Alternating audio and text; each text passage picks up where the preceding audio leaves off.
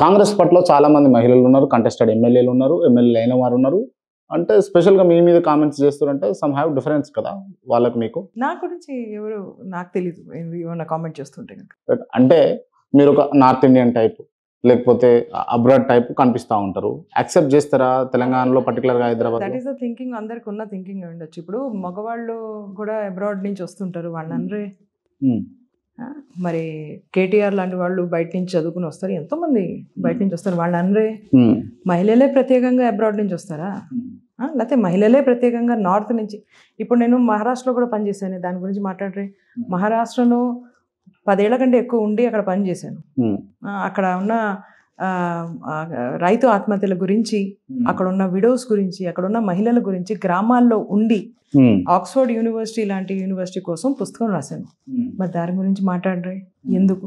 ఈ ప్రశ్న నేను మిమ్మల్ని అడుగుతున్నాను. నార్త్ ఇండియానే ఎందుకు అన్నారు? హ్మ్. ఇది నాకు మీరు చెప్పాలి. మా నాన్నగారు ఇక్కడ వాళ్ళు, హ్మ్. మా అమ్మ వరంగల్. మేము ఇక్కడ స్థిరపడిన పీపుల్ మేము ఇక్కడ. హ్మ్. మీరు కూర్చున్న ఇల్లు ఎన్ని ఏళ్ళది? హ్మ్. మాది. అయినా నార్త్ ఇండియన్ ఎందుకన్నారు? ఇది మీరు చెప్పాలి నాకు. ఇది this you have to tell me.